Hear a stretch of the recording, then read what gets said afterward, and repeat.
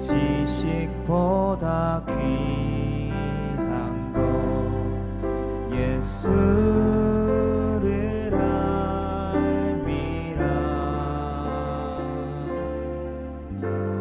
내 안에 가장 귀한 것 예수를 알미라. 내 안에 가장 귀한 것,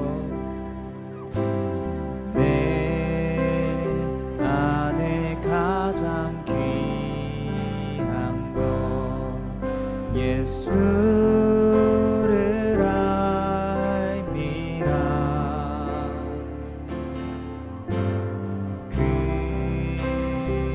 금은보다 더 귀한 것 예수를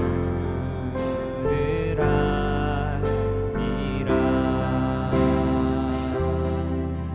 세상 지식보다 귀한 것 예수를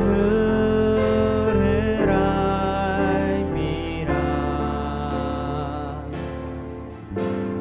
내 안에 가장 귀한 것 예수를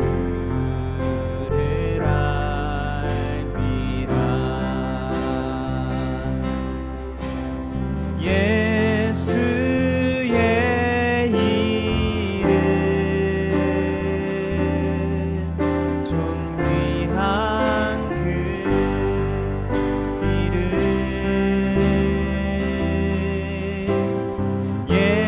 예수의 이름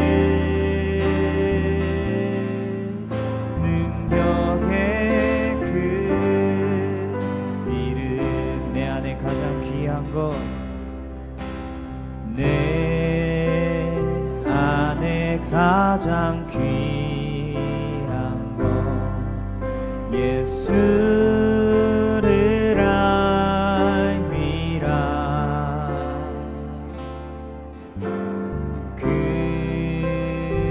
금은보다 더 귀한 것 예수를 알미라. 내 안에 가장 귀한 것, 내 안에 가장 귀한 것 예수를 알미라.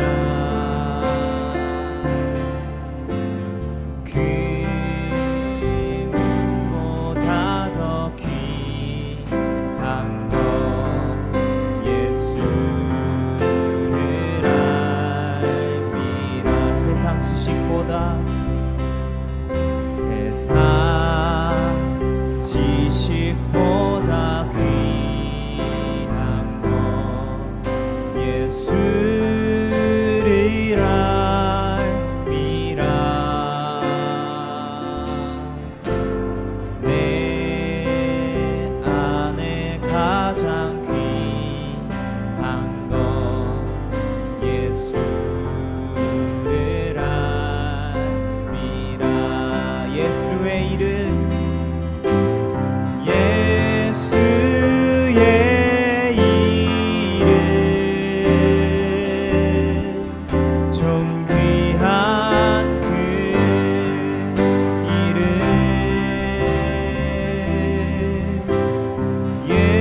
예수의 이름 능력의 그 이름, 예수의 이름, 예수의 이름 존귀한 그 이름, 예수의 이름 능력의 그 이름.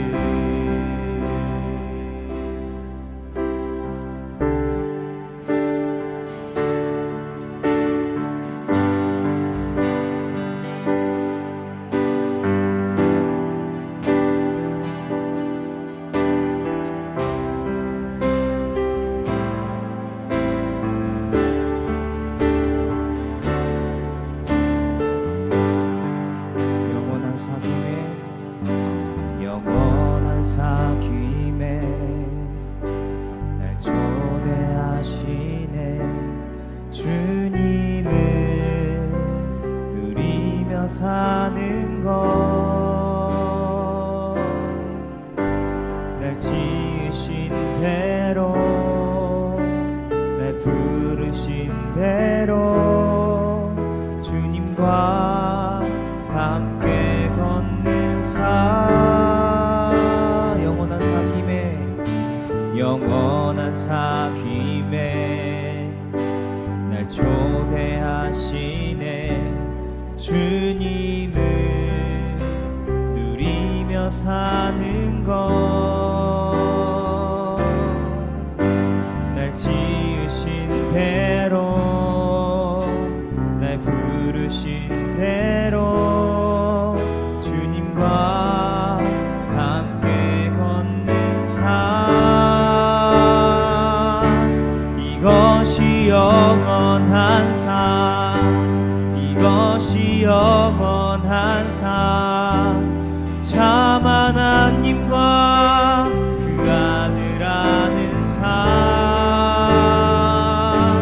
이것이 영원한 삶 이것이 영원한 삶 내가 주 안에 주는 내 안에 늘 거하는 삶 영원한 사귐에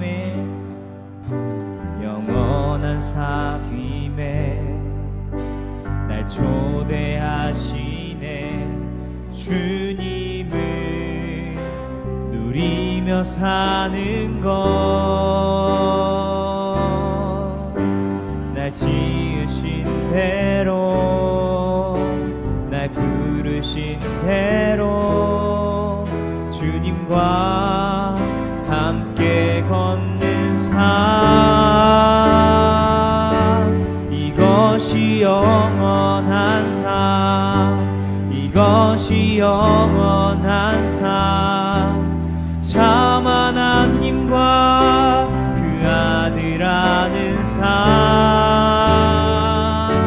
이것이 영원한 삶 이것이 영원한 삶 내가 주 안에 주는 내 안에 이것이 영원한 삶입니다 이것이 영원한 삶 이것이 영원한 삶 참 하나님과 그 아들 아는 삶 이것이 영원한 삶 이것이 영원한 삶 내가 주 안에 주는 내 안에 늘 거하는 삶 하나님 감사합니다. 영원한 사귐으로 우리를 초대해 주셔서 감사합니다. 이 시간도 영원한 사귐으로 들어가기 전에 하나님께 예배로 나아가길 원합니다. 이 시대의 예배 대안은 비대면 예배, 대면 예배가 아니라 하나님을 대면하는 예배인 것을 우리는 고백합니다. 하나님 이 시간도 예배를 통하여 예수님을 발견할 수 있도록 도와주시고 그 예수 그리스도를 또 믿는 귀한 시간 될 수 있도록 하나님께서 은혜를 베풀어 주시기를 간절히 원합니다. 나라가 여러 가지로 어렵고 혼란한 가운데 있습니다.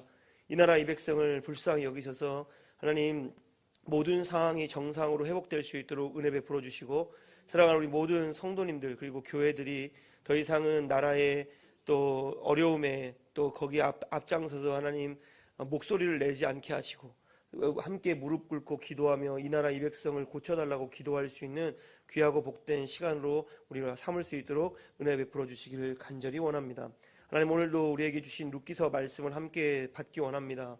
룻이 만났던 보아스를 오늘 우리가 만날 수 있도록 도와주시고 그 보아스를 통하여 영원한 사귐으로 우리가 들어갈 수 있는 귀하고 복된 예배가 될 수 있도록 은혜를 베풀어 주시옵소서. 오늘 모든 예배를 주님께 의탁하옵고 우리 말씀 전할 때에 그 말씀 받을 때에 한 가지 노래 받을 수 있는 귀한 시간 되기를 바라옵고 원하며 예수님의 이름으로 기도드렸습니다. 아멘.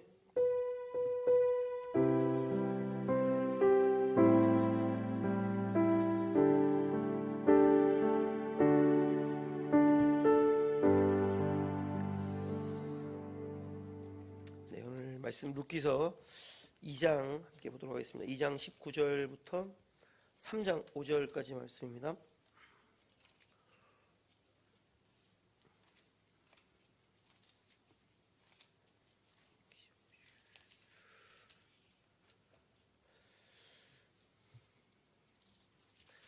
룻기 2장 19절부터 3장 5절 같이 읽도록 하겠습니다. 시어머니가 그에게 이르되 오늘 어디서 주었느냐 어디서 일을 하였느냐 너는 돌본 자에게 복이 있기를 원하노라 하니 룻이 누구에게서 일했는지를 시어머니에게 알게 하여 이르되 오늘 일하게 한 사람의 이름은 보아스니이다 하는지라. 나오미가 자기 며느리에게 이르되 그가 여호와로부터 복받기를 원하노라. 그가 살아있는 자와 죽은 자에게 은혜 베풀기를 그치지 아니하도다 하고 나오미가 또 그에게 이르되 그 사람은 우리와 가까우니 우리 기업을 물을 자 중에 하나니이다 하니라. 모압 여인 중이 룻이 이르되 그가 내게 또 이르기를 너는 내 소년들에게 가까이 있으라 하더이다 하니 나오미가 며느리 룻에게 이르되 내 딸아 너는 그의 소녀들과 함께 나가고 다른 밭에서 사람을 만나지 아니하는 것이 좋으리라 하는지라.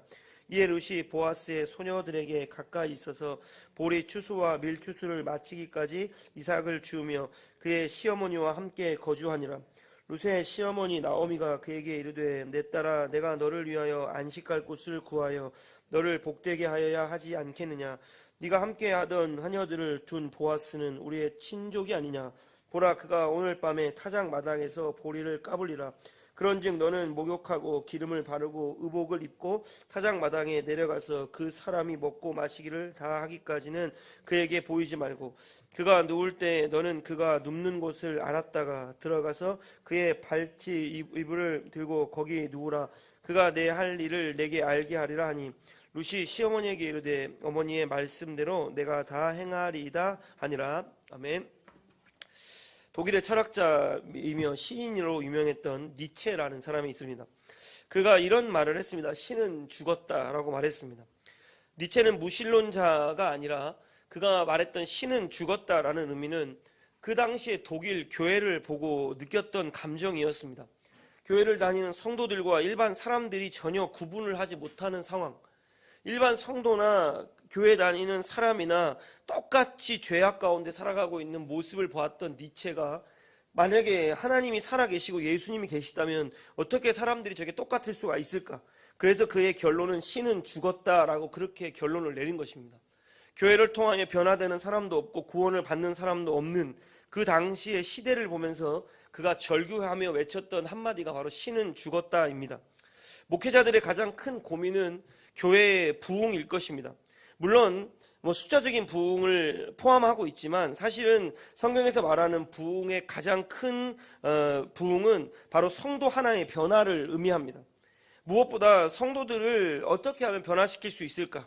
그렇게 고민하며 살아가는데 놀랍게도 변할 것 같은 성도들이 전혀 변하지 않고 달라질 것 같은 성도들 전혀 달라지지 않는 그런 상태를 보면서 목회자들은 엄청나게 목회에 회의를 느끼고 어떻게 하면 이럴 수가 있을까? 저 사람이 이 정도면 변화되고 이 정도면 얼만큼의 성장이 돼야 되는데 이렇게밖에 되지 않는구나 라고 그렇게 안타까워하며 그 목회의 가장 어려움이 바로 거기에 있다라고 토로를 합니다. 우리 비단 이것은 목회자들의 이야기가 아닙니다. 예레미야 17장 9절에 보면 만물보다 거짓되고 심히 부패한 것은 마음이라 누가 능히 이를 알리요마는 이라고 이렇게 예레미야도 그 당시 사람들에게 왜 아무리 외쳐도 전혀 변하지 않고 만물보다 거짓되고 심히 부패했던 그들의 마음을 보며 그는 좌절했고 눈물을 흘렸습니다. 예수님의 제자들을 봐도 알 수 있습니다. 3년을 함께 예수님과 동거동락을 했습니다. 그러면 그들은 변화되어야 되는데 예수님께서 승천하시는 그날에도 내가 오늘 하나님 나라로 간다라고 했을 때도 그러면 주께서 이 하나님 나라를 회복할 때가 이때냐라고 하며 여전히 변화되지 않았던 그들의 모습을 보게 되었습니다. 그렇다면 예수님의 생각이 틀린 것일까요? 3년 동안 가르쳤던 제자들, 변하지 않는 제자들 이 땅에 두고 가신 예수님, 그 예수님의 판단과 생각이 틀렸냐라고 묻는다면 그렇지 않다는 것입니다. 예수님이 승천하신 후에 열심히 기도하고 있던 10일 동안 기도하고 있던 그 마가 다락방에 오순절에 성령님이 임하셔서 그 제자들은 완전히 새로운 사람으로 바뀌게 되었습니다. 여기에 우리의 희망이 있습니다. 절대 사람의 의지와 생각으로 어떤 사람을 변화시키는 것은 불가능한 것이 성경의 기록이고 예수님의 사역의 현장이었습니다. 그렇다고 우리가 포기할 수 없는 것은 오늘도 성령의 역사가 일어나는 현장 속에 분명한 것은 그 성령의 역사를 통하여 변화되고 수없는 사람들이 새로운 사람으로 거듭 태어나는 것을 성경은 증언하고 있기에 우리에게 말씀하고 있는 것, 인간이 인간을 변화시킬 수 없다. 인간의 의지와 생각으로는 절대로 사람을 변화시킬 수 없다. 그러니까 오늘도 우리는 성령의 역사를 간절히 사모하고 이 시간에 그 사람들이 예수님을 인격적으로 만나서 완전히 새로운 삶으로 변화되기를 바랄 뿐인 것입니다. 고린도후서에서 사도 바울은 11장 2절에서 이렇게 고백합니다. 내가 하나님의 열심으로 너희를 위하여 열심을 내노니, 내가 열심을 내는 것은 너희를 변화시키기 위한 것이 아니라 바로 너희에게 정결한 처녀로 한 남편인 그리스도께 드리려고 중매함이로다. 사도 바울의 목표는 열심히 사역하고 열심히 가르쳐서 그 사람들을 변화시키고 그 사람들을 완전히 새로운 사람으로 만들어내는 것을 원한 것이 아니라 그의 열심을 통하여 그들이 예수님을 만남으로 완전히 새로운 사람으로 변화되길 원하셨던 것이었어요. 그러니까 사도 바울의 목표는 변화가 아니라 예수님을 만나게 하는 것이 그에게 목표였던 것입니다. 우리도 마찬가지 같습니다. 이 땅에 살면서 사람들을 변화시키고 싶고 성도들을 변화시키고 싶다. 내 인격으로, 내 실력으로 내가 열심히 하면 되겠지. 물론 열심히 하면 되지만 내 열심으로 되는 것이 아니라 오늘도 예수 그리스도가 그를 만나주시고 성령의 역사로 그가 예수를 주로 고백할 때에 그는 분명히 변화될 수 있다. 이것이 바로 성경의 약속이고 우리가 믿고 있는 바로 그 부분이라는 것입니다. 예수님을 만났는데 변화가 없다. 그럼 둘 중에 하나입니다. 과거에 니체에 말한 것처럼 신이 죽었거나 아니면 그 사람이 예수님을 만나지 않았거나 예수님이 살아계시다고 하면 분명히 예수님을 만난 사람은 분명히 변화되게 돼 있다는 것입니다. 베들레헴으로 돌아온 나오미, 10년 전에 베들레헴을 떠날 때는 멋진 남편도 있었고 두 아들도 있었습니다. 남 부럽지 않게 살던 인생이었는데 10년 만에 남편과 두 아들 전부를 잃고 완전히 망해서 다시 베들레헴으로 돌아왔습니다. 베들레헴으로 돌아왔던 나오미를 그 베들레헴 여인들이 이렇게 말합니다. 1장 19절 이가 나오미냐라고 말하면서 우리가 알던 나오미가 아니다. 10년 동안 어떤 일이 있었느냐, 분명히 나오미인데 우리가 알고 있던 나오미가 아니다. 완전히 달라진 모습에 놀라워했던, 그리고 10년 만에 봤던 나오미가 반가웠던 사람들의 외침이었습니다. 나오미가 그들의 이야기를 듣고 이렇게 대답합니다. 나오미가 그들에게 이르되 나를 나오미라 부르지 말고 나를 마라라 부르라. 이는 전능자가 나를 심히 괴롭게 하셨음이라. 그런 사람들에게 자신은 나오미, 나는 기쁨과 환희가 아니라 마라, 쓴 인생, 고통받는 인생이다. 그 이유는 하나님께서 전능자가 나를 그렇게 만드셨다라고 그렇게 고백하고 있습니다.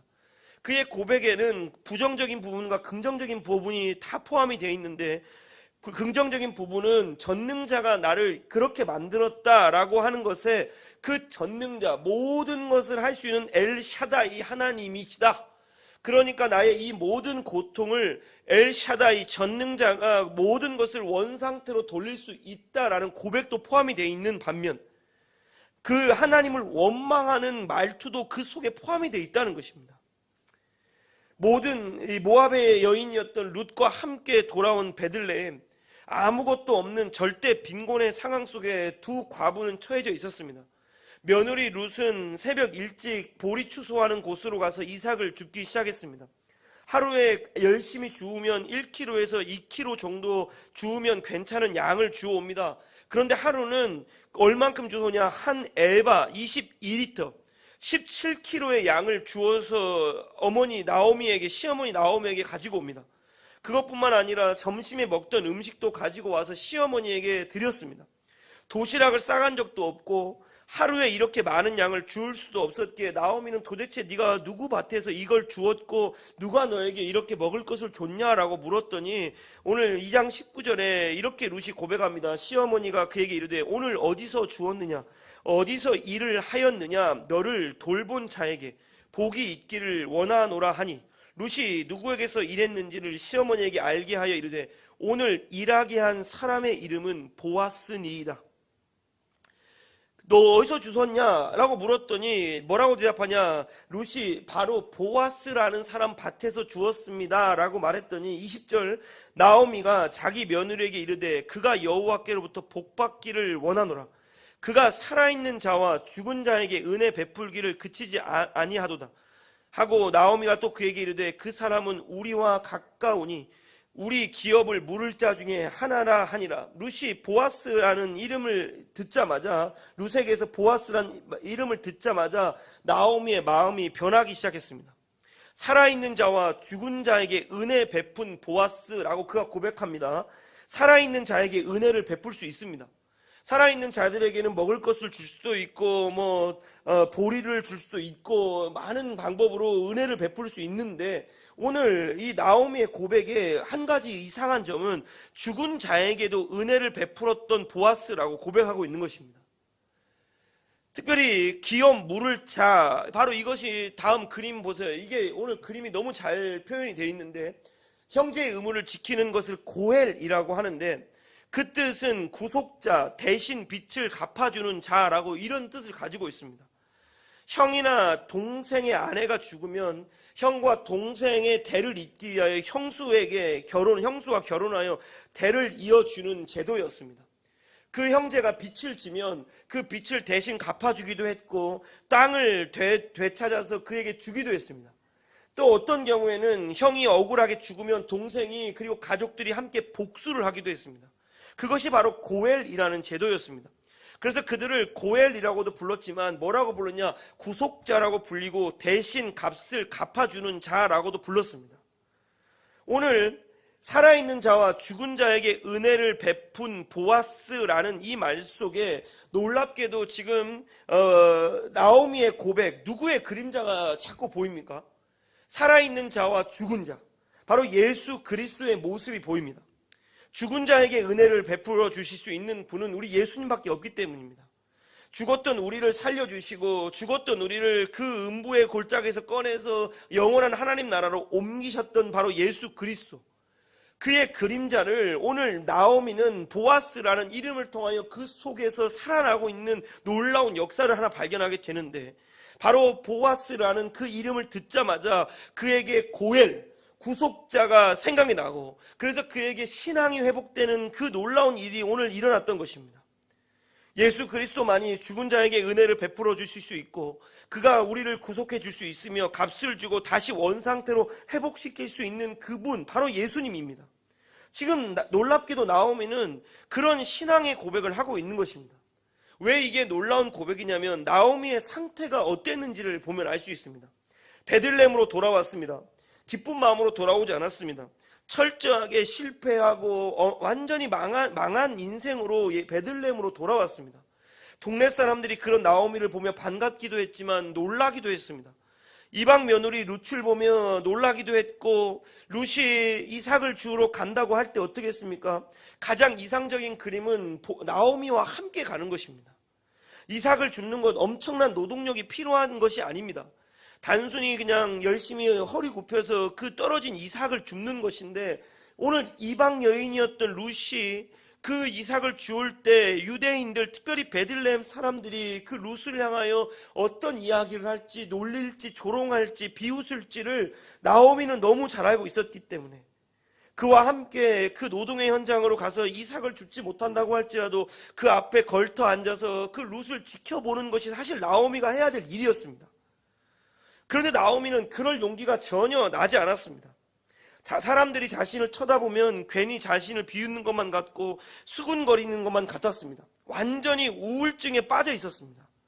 이삭을 줍는 자신의 모습을 보며 다른 사람들이 10년 전에 남부럽지 않게 살았던 저 나오미가 망했네라고 자기를 보며 비웃고 손가락질할까 봐, 이삭을 줍는 자신을 어떻게 생각할지, 완전히 망한 자신을 보며 어떤 시선으로 바라볼지, 그것이 우울증에 빠지게 했고, 그래서 집 밖으로 나가지 못하고 어머니 저 이삭 주우러 갔다 올게요 하는 며느리 뒷모습만 보며 하염없이 눈물만 흘리고 있던 룻의 모습이었습니다. 하루 종일 집에 앉아 있습니다. 먹지도 못하고 아무것도 하지 못하고 룻이 주워오는 보리를 가지고 저녁을 겨우 먹고, 또 새벽에 되면 일찍 나가는 룻의 뒷모습을 바라보고 있는 나오미, 철저하게 완전한 우울증 증상을 보이고 있던 나오미였습니다. 여러분, 사람에게 이 우울증은 사람을 참 안타깝게 만드는 질병 가운데 하나입니다. 그런 나오미가 놀라운 고백을 했던 것입니다. 살아있는 자와 죽은 자에게 은혜를 베풀어 주는 자, 기업 물을 자, 바로 보아스를 통해 나오미는 1100년 후에 이 땅에 오실 메시아의 모습을 보게 된 것입니다. 나오미를 변화시킨 것이 무엇일까요? 룻이 가지고 온 22리터, 그러니까 17kg의 그 보리를 보면서 와, 먹을 거 많이 생겼으니까 기분이 좋아져서 그를 변화시켰을까요? 아니면 배고팠는데 그 룻이 가지고 온 점심에 먹다 남은 보리와 그 떡을 가지고 와서 기분이 갑자기 좋아져서 이런 헛소리를 하고 있는 것일까요? 아닙니다. 나오미를 변화시켰던 결정적인 한마디가 있습니다. 오늘 일하게 한 사람의 이름이 바로 보아스입니다. 이것이 바로 오늘 우리가 전달해야 될 귀한 메시지인 것입니다. 히브리서 4장 12절은 이렇게 말씀합니다. 하나님의 말씀은 살아있고 활력이 있다라고 말합니다. 이 말씀은 무슨 뜻이냐? 오늘도 하나님의 말씀은 살아있고 활력이 있어 활동하고 있고 생명력이 있게 뻗어나가고 있다는 말씀입니다. 오늘도 절대 싹이 나지 않을 것 같고 완전히 짓밟아서 전혀 씨가 들어가지 않을 것 같은 그 인간들의 마음에도 하나님의 말씀이 노크하고 그 마음에 뿌려지고 심겨진다면 반드시 그 말씀은 살아있고 활력이 있기 때문에 오늘도 역사하며 놀랍게도 싹이 나고 꽃이 피며 열매를 맺게 되어 있다는 것이 성경의 약속이며 말씀이라는 것입니다. 오늘도 하나님의 말씀은 쉬지 않고 역사하고 있습니다. 지금 이 시간에도 마찬가지입니다. 하나님의 말씀은 온전하게 역사하고 있기에 그 말씀을 받는 자들에게 내 삶의 작은 변화가 시작될 것이고 그 말씀을 통하여 나에게 놀라운 회복이 일어나게 될 것입니다. 나오미가 그 우울증에 빠져있고 완전히 자살 직전까지 가 있던 그 과부가 보아스라는 이름을 듣는 순간 그의 마음에 놀랍게도 변화가 일어났는데 그가 하나님의 역사가 눈에 보이기 시작했고 베들레헴으로 돌아온 자신, 완전히 망가진 자신, 우울증에 걸려 집 밖으로 나가지 못하는 자신을 위해 일하고 계신 하나님을 깨닫게 된 나오미. 그가 21절입니다. 모압 여인 룻이 이르되 그가 내게 이르기를 내 추수를 다 마치기까지 너는 내 소년들과 가까이 있으라 하더이다. 그러면서 추가적으로 무슨 말하냐? 보아스가 뭐라고 얘기했냐? 추수할 때까지, 추수가 마치는 그날까지 내 밭에서 곡식을 주우라고도 했습니다 라고 그렇게 이야기해요. 근데 여기서 내 소년들이라고 말했습니다. 보아스가 소년들이라고 했었던 이유는 가장 많은 단위, 그러니까 이삭이 떨어져 있는 자리에 함께 있어서 가장 많이 주어서 가라라는 뜻이었는데 22절 나오미가 며느리 룻에게 이르되 내 딸아 너는 그의 소년들과 함께 나가고 다른 밭으로 사람을 만나지 아니하는 것이 좋으리라 하는지라. 그러자 나오미가 소년들과 함께 있지 말고 소녀들과 함께 있으라 이렇게 이야기했어요. 그 말은 뭐냐? 소년들과 함께 있다가 보면 모압 여인이었던 이 룻이 놀림을 당할 수도 있었고 또 때로는 스캔들에 휘말릴 수도 있었기 때문이었어요. 그런 거 보면 사실은 룻이 어떻게 생겼는지 우리는 전혀 알 수는 없지만 그가 낳았던 오벳 그리고 이세 다윗으로 이어지는 이 계보를 보면 사무엘이 첫 번째 이세의 아들 첫 번째를 보고 너무 놀라워서 하나님이 찾는 사람이 과연 여기에 있었다라고 놀랄 만큼 잘생겼던 것을 볼 수 있어요. 다윗도 얼굴이 붉고 눈이 빼어났다라고 보면 다윗도 잘생겼던 것으로 보입니다. 그런 거 보면 룻은 굉장한 미모의 여인이었던 것으로 보입니다. 왜냐하면 시어머니가 걱정이 될 만큼이었어요. 소년들과 함께 있다가 보면 스캔들이 날 수도 있다라는 걱정을 할 정도로 룻에게는 굉장히 매력이 있었던 여자였습니다. 만약에 이런 매력이 없었다면 이런 말 안 했겠죠. 우리 교회 누구였다면 이런 말 안 했겠죠.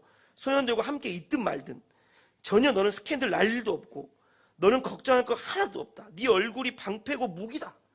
그러니까 소년들 옆에서 많이 주워와라. 이렇게 얘기했을 텐데 오늘 룻이 그래도 이뻤기 때문에 스캔들 안 나게 조심하고 소년들과 함께 있지 말고 소녀들과 함께 있어라. 이렇게 이야기했던 것입니다. 23절입니다. 이에 룻이 보아스의 소녀들에게 가까이 있어서 보리 추수와 밀 추수를 마치기까지 이삭을 주우며 그의 어머니와 함께 거주하니라. 그 룻은 시어머니의 말대로 소녀들과 함께 있으면서 보리추수 때부터 밀추수까지 약 7주 동안을 그렇게 보아스의 밭에서 그 이삭을 주었던 것입니다. 3장 1절입니다. 룻의 시어머니 나오미가 그에게 이르되 내 딸아 내가 너를 위하여 안식할 곳을 구하여 너를 복되게 하여야 하지 않겠느냐라고 이렇게 얘기합니다.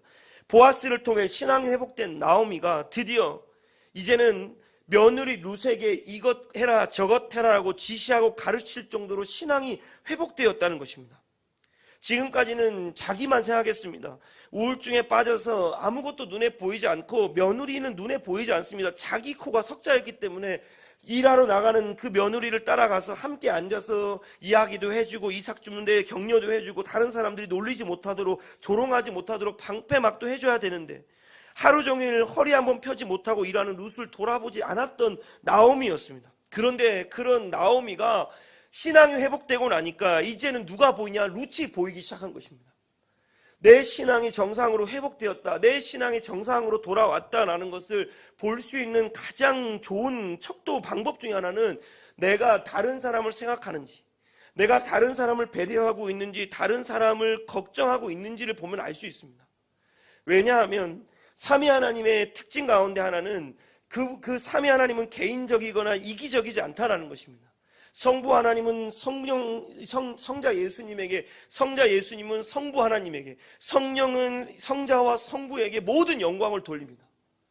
그래서 그 삼위 하나님을 우리는 그렇게 부릅니다. 서로를 존중하고 서로를 사랑하며 서로를 그렇게 아끼는 완벽한 일체라고 우리는 그렇게 믿고 있어요. 바로 이것이 삼위 하나님의 특징이라면 우리의 성도들의 특징도 바로 거기에 있는 것입니다. 바로 우리 성도들이 남을 생각하기 시작했다, 남을 위한 신앙생활을 하고 있고 남을 배려하기 시작했다, 신앙이 정상으로 돌아오고 바르게 신앙생활을 하고 있다는 증거 중에 하나입니다. 오늘 나오미의 신앙이 회복되었다는 좋은 증거가 자기만 생각하고 자기만 우울증에 빠져있던, 그래서 자기밖에 보이지 않았던 나오미가 드디어 룻을 생각하기 시작했다는 것입니다. 1장 9절인데요 여호와께서 너희에게 허락하사 각기 남편의 집에서 위로를 받게 하시기를 원하노라 하고 그들에게 입맞추며 그들이 소리를 높여 울며 베들레헴으로 돌아올 때 두 며느리를 불러서 너희 친정으로 돌아가서 재혼해서 행복한 가정을 이루며 살아가라, 내가 너희에게 할 수 있는 마지막 배려다라고 그렇게 이야기했던 나오미였습니다. 3장 1절입니다. 룻의 시어머니 나오미가 그에게 이르되 내 딸아 내가 너를 위하여 안식할 곳을 구하여 너를 복되게 하여야 하지 않겠느냐. 안식할 곳, 바로 당시 사회에서는 남자 중심이었기 때문에 남편 혹은 아들이 있을 때에만 안식할 곳이 있다라고 말했던 것입니다. 그러니까 나오미가 베들레헴으로 올 때 했던 그 이야기, 까마득하게 잊고 있던 그 며느리의 재혼에 대한 이야기를 오늘 신앙이 회복되고 룻이 보이고 나서 그에게 그것들이 회복되기 시작한 것입니다. 룻을 위한 나오미의 헤세드가 회복되면서 드디어 나오미가 자신을 보는 것이 아니라 룻을 어떻게 하면 행복하게 할 수 있고 그 룻의 삶이 어떻게 하면 안전하고 안식을 누릴 수 있을까를 걱정하고 염려하기 시작한 것입니다.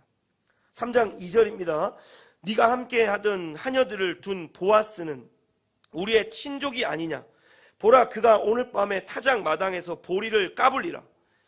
보리 추수는 보통 3월 말부터 해서 시작하여 5월 말까지 진행됩니다. 6월 달에 타작을 하게 됩니다. 이 보리 추수하는 곳은 높고 넓은 곳에서 하게 되는데 밤에 합니다. 지중해에서 불어오는 바람 때문입니다.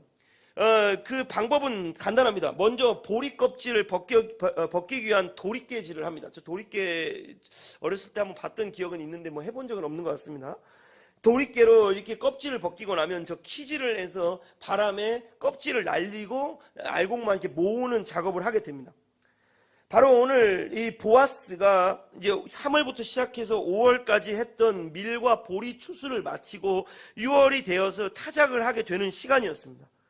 3절입니다. 그런즉 너는 목욕하고 기름을 바르고 의복을 입고 타작 마당에 내려가서 그 사람이 먹고 마시기를 다 하기까지 그에게 보이지 말고 라고 이야기합니다. 보통 타작 마당 높고 넓은 지역에 있다고 했습니다. 다음 그림 보여주세요. 자, 저기 넓고 높은 지역, 그리고 저기 동그라미 쳐 있는 거 보면 마을 외곽에 있습니다. 마을의 중심에 있는 것이 아니라 성을 벗어난 외곽에 있다라는 것입니다. 이스라엘 사람들, 그러니까 고대 근동 지역에 보면 마을 입구에 들어갈 때에 누가 많았냐 하면 바로 매춘부들이 많았습니다. 매춘부들이 와서 이리로 와라 그래가지고 정상적인 집으로 돌아가지 않고 자기네 집으로 오게 했다, 이것을 미혹했다라고 이야기하죠. 그래서 그것을 이제 그런 상황인데, 저곳이 어떤 곳이냐, 바로 외진 곳이었고 외딴 곳이었습니다. 마을 입구 알고 좀 외곽 지역에 있었다. 그럼 저 지역은 어떤 곳이냐? 호세아 9장 1절에 나옵니다. 이스라엘아, 너는 이방 사람들처럼 기뻐 뛰놀지 말라. 네가 음행하여 내 하나님을 떠나고 각 타작 마당에서 음행의 값을 좋아하였느니라. 그 타작 마당에는 누가 많았냐면 매춘부들이 가서 기다리고 있었습니다. 타작 마당 하는 시간은 굉장히 큰 잔치 날이었습니다. 곡식을 거둬들이는 기쁨, 무사히 곡식을 다 추수하고 수확했다라는 기쁨에 빠져서 그들이 먹고 마시며 즐기는 시간이었어요. 술에 취해 흥청망청 춤도 추기도 했습니다. 그러다 보면 그들에게 음행의 파티가 벌어지기도 했고, 그래서 그곳은 늘 매춘의 온상이 되는 곳이었습니다. 그런 외딴 곳에서 타작을 하고 있고, 그리고 그곳에서 잠을 자게 될 보아스였습니다. 그때 나오미가 룻에게 목욕도 하고 기름도 바르고 의복을 입고 준비하고 있으라고 그렇게 이야기했습니다. 그럼 이 말은 뭘까요? 오늘 아까 그 말씀이랑 연결시키다 보면 또 이런 말이 될 수 있어요. 네가 가서 그렇게 보아스의 마음을 사로잡아라, 이렇게 들릴 수 있는데, 에스겔 16장 9절 10절인데요. 내가 물로 네 피를 씻어 없애고 네게 기름을 바르고 수놓은 옷을 입히고 물돼지 가죽 신을 신기고 가는 배로 두르고 모시로 덧입히고. 자, 여기에 씻고 기름 바르고 옷 입히고 신 신기고, 그리고 이 말씀을 하는 것은 바로 결혼식을 준비하는 신부의 모습을 에스겔은 그렇게 묘사하고 있습니다. 오늘 나오미가 했던 것처럼 옷을 입고 기름을 바르고 목욕을 하고 이런 이야기들, 바로 그 당시에는 청혼을 하기 위한 신부의 모습이었습니다. 두 번째는 사무엘하 12장 20절입니다. 다윗이 땅에서 일어나 몸을 씻고 기름을 바르고 의복을 갈아입고 여호와의 전에 들어가서 경배하고 왕궁으로 돌아와 명령하여 음식을 그 앞에 차리게 하고 먹은지라.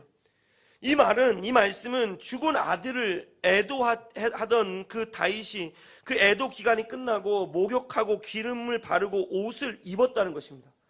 애도의 시간이 끝나고 정상적인 삶으로 돌아왔다는 의미일 겁니다. 오늘 나오미가 룻에게 했던 이야기는 첫 번째 의미보다는 사실은 두 번째 의미에 가깝습니다. 죽은 남편인 말론, 내 아들에 대한 애도를 더 이상 하지 마라.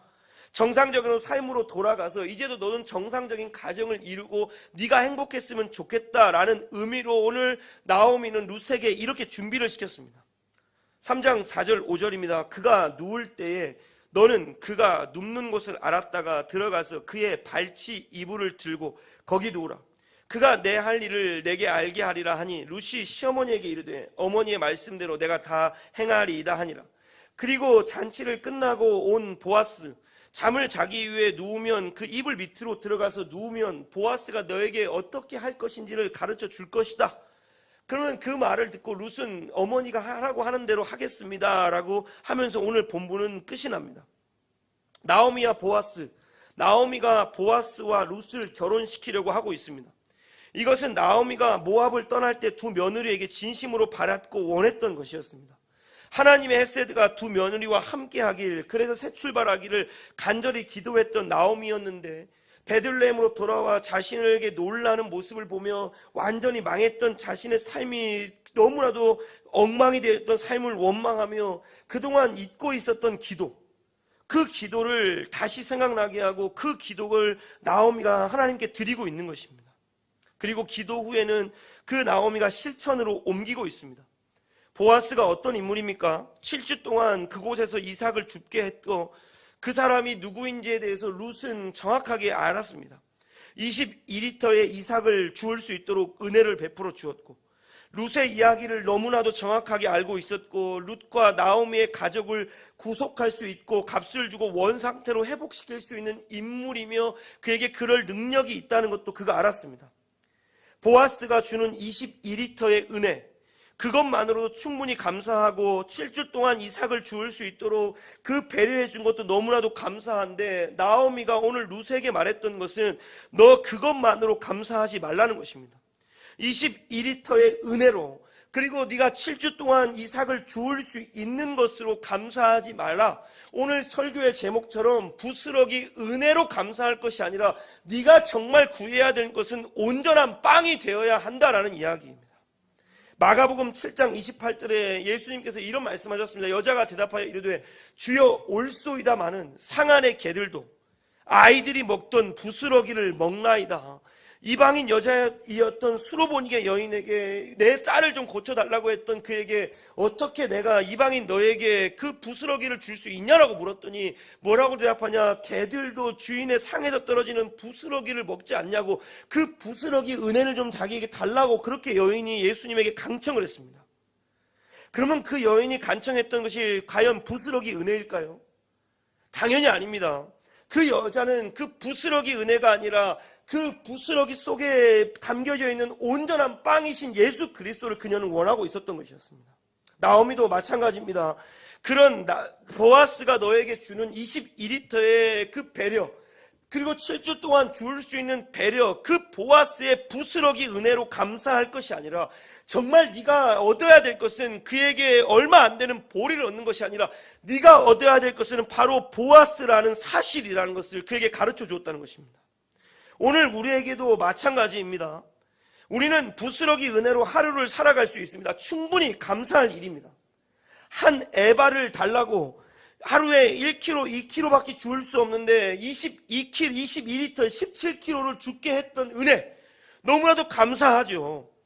그런 이 은혜가 너무나도 감사하고 이 은혜면 충분할 것 같습니다. 안정적인 삶을 살게 해달라고, 건강하게 해달라고, 형통하게 해달라고, 모두가 중요한 기도입니다. 그런데 우리 예수님께서는 우리에게 그런 부스러기를 달라고 기도하길 원하는 분이 아니라는 것입니다. 너희가 오늘 필요한 양을 받고 이것만으로도 감사하고, 내가 건강을 주셔서 감사하고, 내가 이렇게 잘 살게 좋아해서 감사합니다, 예수님 늘 내 옆에 계세요, 이게 아니라는 거예요. 우리 예수님께서 원하는 건 우리에게 이런 부스러기 은혜를 원하는 것이 아니라 예수님이 진짜 원하는 건 예수님을 얻기를 원하고, 예수님을 나의 하나님으로, 나의 구주로, 나의 왕으로 모셔서 그분과 함께 살아가기를 그분이 원하고 있다는 것입니다. 그래서 요한계시록 3장 20절은 이렇게 말합니다. 볼지어다 내가 문 밖에 서서 두드리노니 누구든지 내 음성을 듣고 문을 열면 내가 그에게로 들어가 그와 더불어 먹고 그는 나와 더불어 먹으리라. 우리 예수님께서 말씀하신 것은 바로 내가 들어가서 너와 먹고 네가 나와 먹는, 그래서 부스러기 은혜를 구하는 것이 아니라 온전한 은혜와 안식할 곳과 온전한 헤세드의 사랑, 보아스가 바로 너희에게 그런 사랑을 줄 수 있는 자기에 너는 그에게 떨어지는 부스러기 은혜로 감사할 것이 아니라 보아스를 얻음으로 온전한 빵을 얻어라라고 그렇게 룻을 나오미가 이야기하고 있는 것입니다. 오늘 우리도 마찬가지입니다. 예수님을 온전히 붙잡아야 될 이유가 거기에 있습니다. 예수님이 주시는 부스러기 은혜로 하루하루를 감사하며 살아가는 것도 너무나도 감사할 일이지만 그 부스러기 은혜가 아니라 우리에게 온전한 빵을 주시기를 원하시는 그 예수님과 함께 온전히 그 예수님을 붙잡고 살아가는 우리의 인생들이 되기를 우리 예수님은 누구보다도 원하고 있다는 사실입니다. 오늘 이 밤에 우리의 기도의 내용이 뭐가 돼야 되겠습니까? 예수님 나에게 등록금이 필요하니까 등록금 좀 주십시오. 예수님 나에게 교회가 이것이 필요하니까 이거 달라고 저거 달라고 기도해서 그거 얻을 수 있습니다. 그러나 그거 얻는 것으로 우리는 만족할 것이 아니라 교회의 주인이 예수님이 되신다면, 내 인생의 주인이 예수님이 되신다면 이런 걱정 하나도 안 해도 됩니다. 왜냐하면 온전한 빵으로 나의 인생을 완전히 회복시키시고 완전한 사랑과 완전한 안식을 얻을 수 있도록 나를 초대하고 계신 예수님이 계시기 때문입니다. 제가 어제 설교 준비를 하고 있는데 사사기를 쭉 하다가 요셉 지파의 정복 이야기에 대한 설교 준비를 하고 있었습니다. 요셉 지파가 정복을 잘 하다가 잘못 실수하는 바람에 좀 엉망이 되는 과정 속에 있었습니다. 그러면서 제가 결론에 말씀을 쓰고, 사실 이 시기가 되면 1월달, 2월달 되면 저에게 이제 새학기가 시작되면서 늘 스트레스는 등록금에 대한 걱정이에요. 아이들 장학금을 줘야 되는데 교회가 형편이 돼서 그 아이들이 다 줬으면 좋겠지만 줄 수도 없는 상황 속에 어떻게 해야 될까? 그 설교를 마치고 늘 이제 기도합니다. 하나님, 제가 이런 내용으로 설교 준비한 것이 맞는지 물어보고 이제 찬송을 찾고 듣고 이제 그러면서 이제 정리를 하고 이제 마무리를 하게 됩니다. 그러면서 이제 제 마음에 주시는 마음이 그랬어요. 없다고 하지 말고 네가 먼저 한번 드리는 건 어떻겠냐라는 마음을 주셔서 뒤도 돌아보지 않고 그렇게 하겠습니다 하고 제 마음속에 이제 등록금을 일부를 제가 헌금을 해야겠다라는 마음으로 이제 오늘을 보냈습니다. 근데 오늘 갑자기 어떤 분에게 전화가 왔습니다. 다른 교회 다니시는 집사님이신데 제 설교를 듣다가 제가 그런 설교 한 적도 없는 것 같은데 설교를 듣다가 그 교회에 장학금이 좀 필요할 것 같아 장학금을 보내드리겠다고 적은 액수를 보내주셨습니다. 정말 얼마 안 되는 액수이지만 그 돈의 의미는 단순한 돈의 의미가 아니라는 걸 저는 알고 있습니다. 돈을 보내줘서 감사한 것이 아니라 하나님이 제 마음을 알았다는 거에 너무나도 감사할 뿐인 겁니다.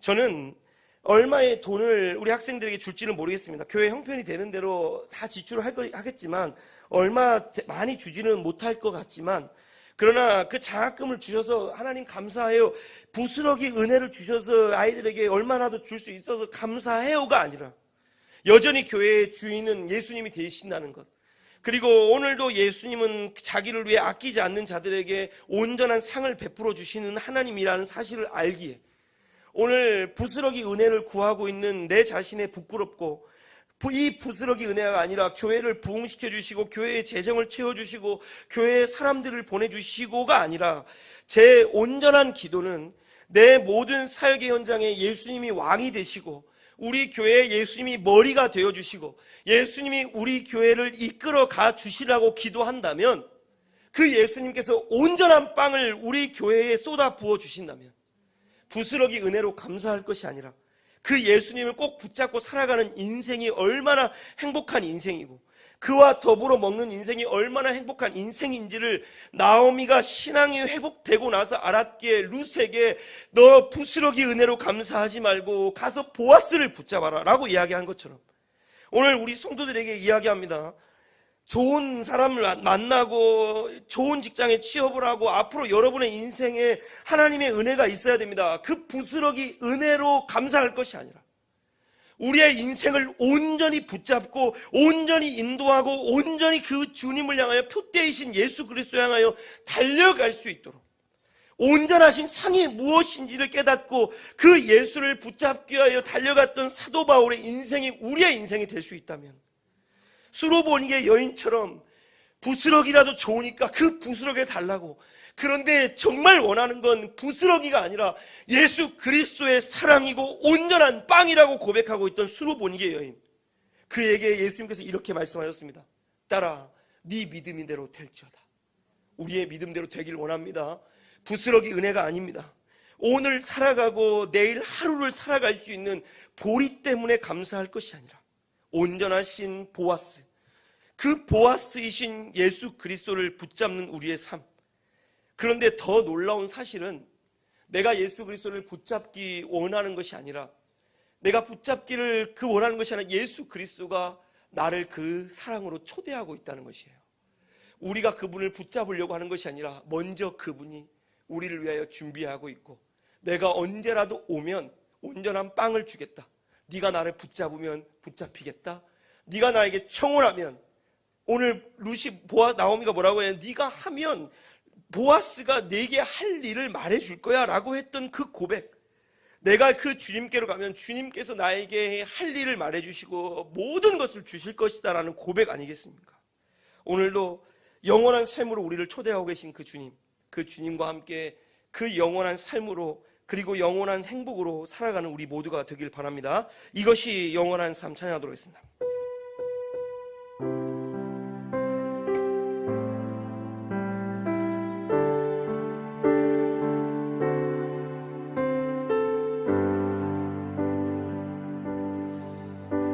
영원한